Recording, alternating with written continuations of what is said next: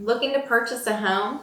Step one in the process is save your money. I know you've heard that before, but that is the truth. There are many expenses that you have, even if you have 100% financing. We have an earnest money deposit we need to put down. We have an appraisal you need to pay for, a home inspection to pay for, and all of those items add up. When you look at inspectors' websites, you can see that you can do like a basic inspection, or you can add a radon onto that.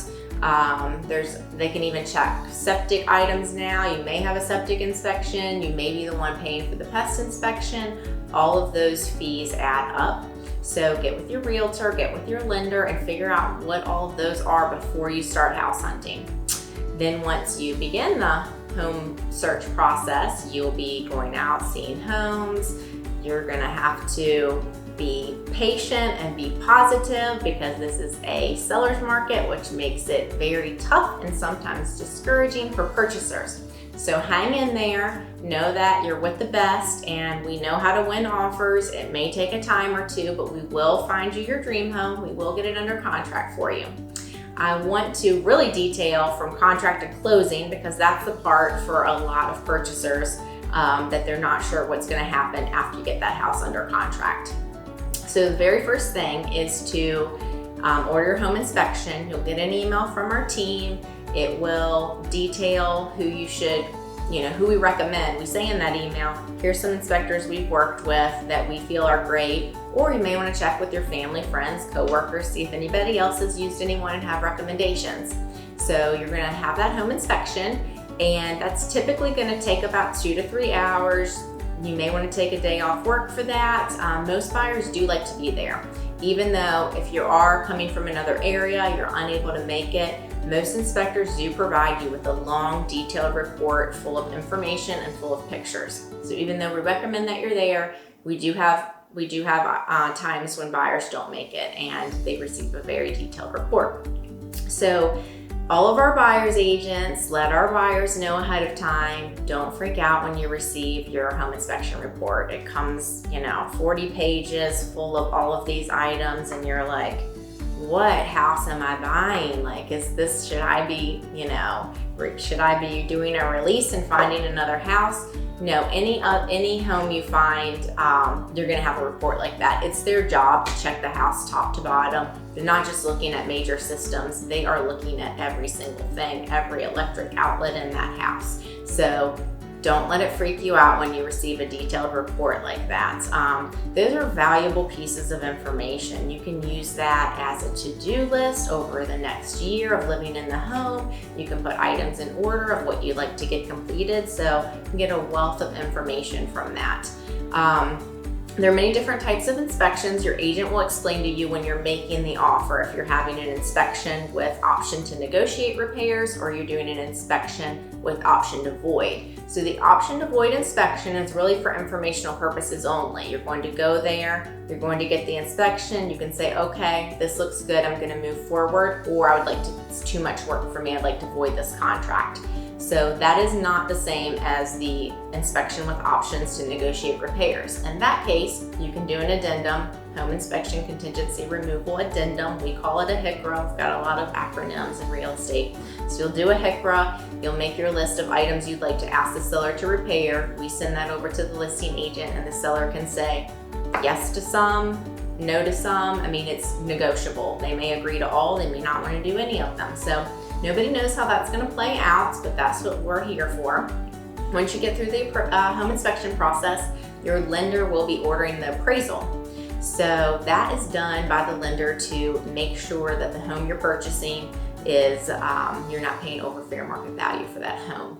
So the appraisal is another detailed report that will compare both sales and show the value. You can have a hiccup there if the appraisal comes in low and the seller is not willing to lower their price to the appraised value. So you'll have to decide, do you want to bring cash to closing if you're able and go through to the closing table, or if you decide, I don't really want to pay more than fair market value and the seller's not willing to come down, so I'm going to go ahead and call it quits and search for another home. It's totally up to you. I didn't touch on the septic inspection. So it's during the inspection period, similar to the home inspection, but that is an additional cost. Sometimes the seller pays for the pumping inspection, sometimes the buyer pays. So you do have to have a good amount of money saved up for all of these inspections and whatnot. But if you have an option to negotiate repairs, then you can ask for some of the septic repairs to be completed by the seller. So after you get through all the inspection periods, all the appraisal, you're gonna kind of have a quiet time where your lender is processing your tax returns, pay stubs, bank statements. They call your employer to verify your employment. They pull your credit.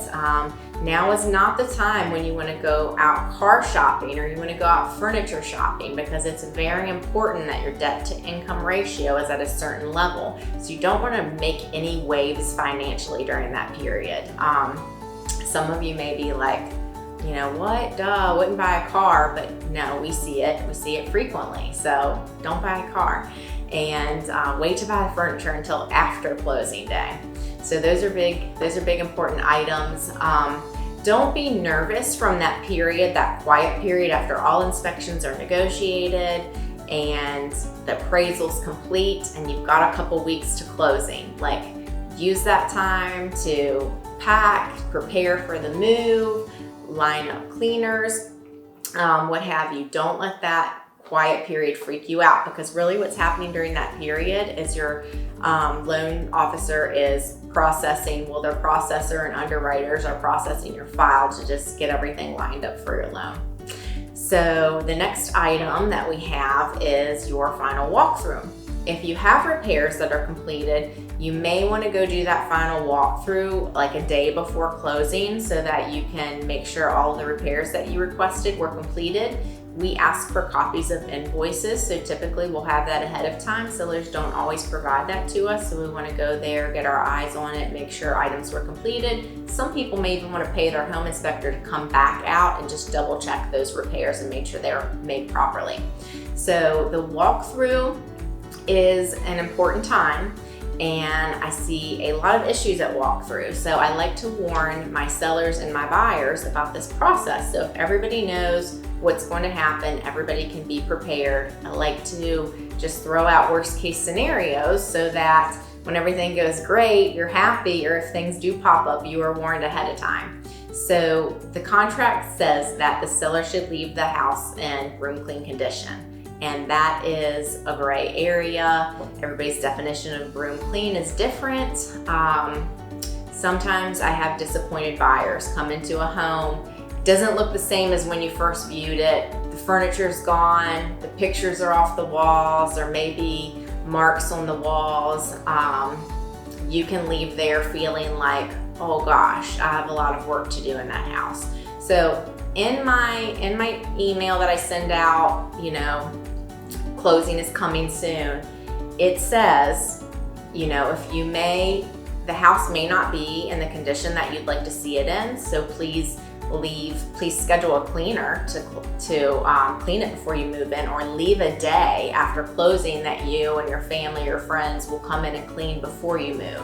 I just think that when people close and then move that same day, there's bound to be, here's where the issues are. They don't have time to properly clean or paint or get their house ready. So I always like you to leave a transition period during that time.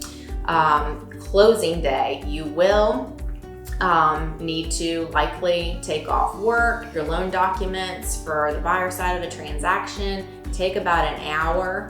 And you know, we'll usually do walkthrough right before closing if there's no repairs, and we'll do the walkthrough. That'll take 30 minutes to an hour. Travel time to your closing attorney, and at the closing table, if your funds are there, so all the funds are at the attorney, you've signed all your papers, then you'll get the keys to your house. So very exciting day, very exciting time. We love that. We realtors look forward to the closing day. It's the cherry on top. And so I think that the beginning of the transaction is very busy with all the inspections and appraisals. You kind of have a quiet lull, so be prepared for that. And then the very end of the transaction, with the walkthrough and closing day can be like an intense, sort of stressful time there. So if you're prepared for all these things, then it'll go a lot smoother when you know what's coming. So your realtor, don't ever feel like you're bothering your realtor, you're reaching out too much, you're asking us too many questions. That's what we're here for. We love to help and answer your questions. Like, don't sit at home and be worried or nervous about things. Reach out to us, ask us the questions. We love it. We want you to. We're here to help you. We want you to ask us questions, and we just really appreciate you choosing us.